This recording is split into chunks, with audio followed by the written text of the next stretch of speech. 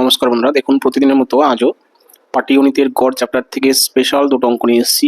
খুবই important class আজকে বন্ধুরা। কথা না বাড়িয়ে শুরু করছি প্রথম প্রশ্নটি। তো দেখুন প্রথম প্রশ্নটি কি বলেছে, যে 1 থেকে 11 পর্যন্ত পরপর বিজোড় স্বাভাবিক সংখ্যাগুলির ঘনের গড় কত।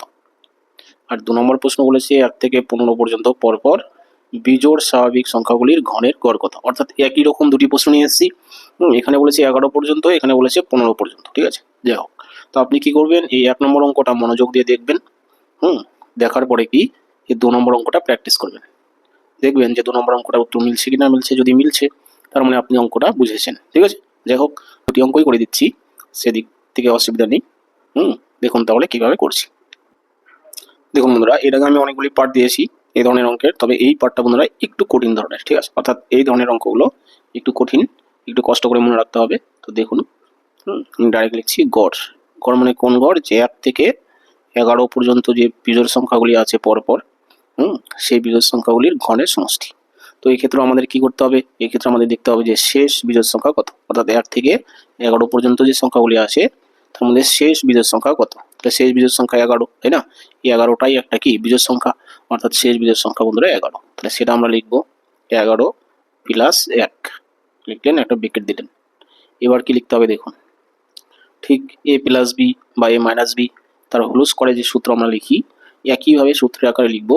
ঠিক আছে, মনে করবো যে এটা হচ্ছে a, এটা হচ্ছে b। তাহলে আমরা কি লিখি, a square plus 2a, a মানে কত 11, ইন্টু b মানে কত 1, প্লাস বি স্কয়ার। কিন্তু এখানে আমরা বন্ধুরা প্লাস দিব না, কি দিব? মাইনাস। মনে রাখবেন এই সূত্রের ক্ষেত্রে এটা যদি প্লাস হতো তাহলে সব প্লাস হতো, তাই না? a square plus 2ab plus B square হতো, কিন্তু মনে রাখবেন এই অঙ্কর ক্ষেত্রে কিন্তু এইখানে আমরা মাইনাস দিব। ঠিক আছে, এটাই শুধু ডিফারেন্স। তার টোটাল সূত্রটাই কিন্তু এখানে আমি লিখিনি, তাই না? a প্লাস বি তার হোল স্কয়ারের যে সূত্র ভাঙলে যা হয় আমরা সেইভাবেই লিখবো, শুধু এই জায়গাটা আমরা কি দিব? মাইনাস। এটাই বন্ধুরা ডিফারেন্স।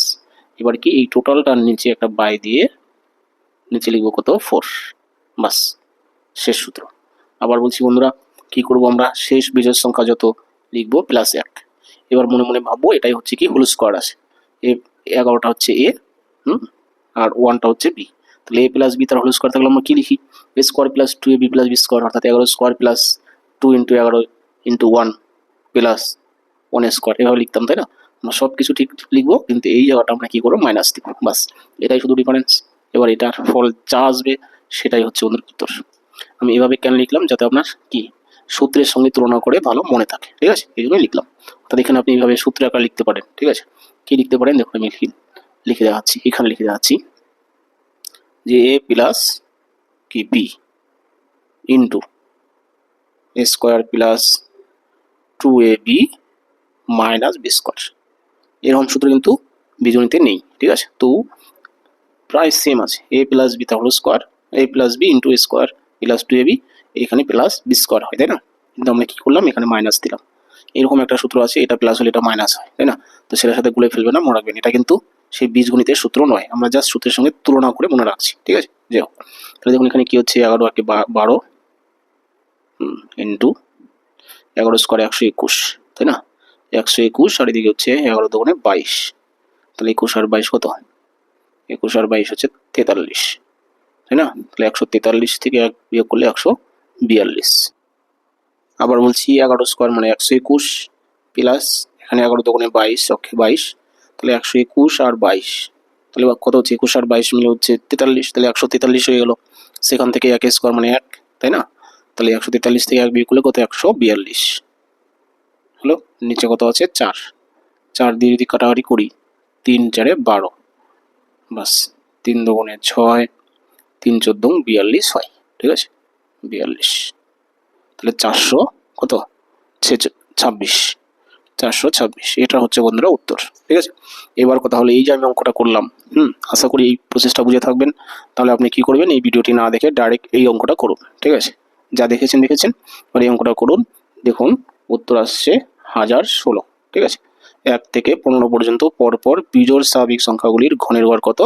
অ্যান্সার আসবে কত? 1016। দেখুন আপনার আসছে কিনা আসছে।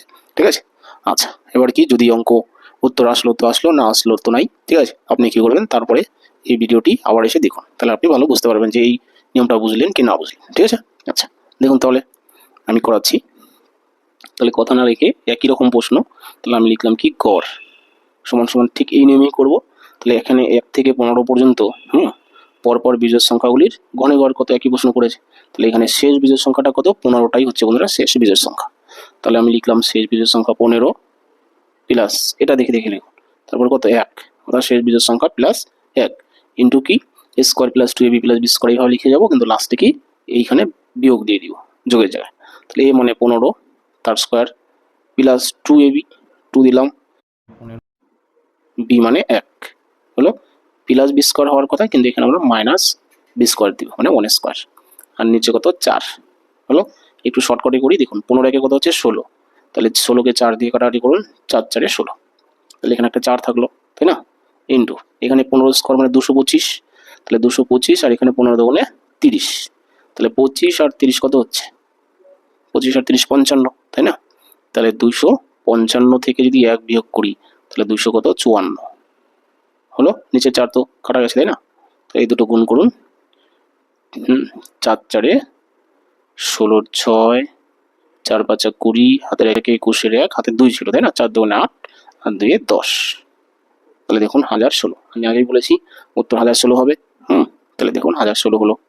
এবার কি আপনি কি করবেন, এই নিয়মে এটা করবেন, বা এটা যদি ভালোভাবে দেখে থাকেন সেই নিয়মে এটা করবেন। ঠিক আছে, করে দেখুন ঠিক উত্তর মিলে যাবে।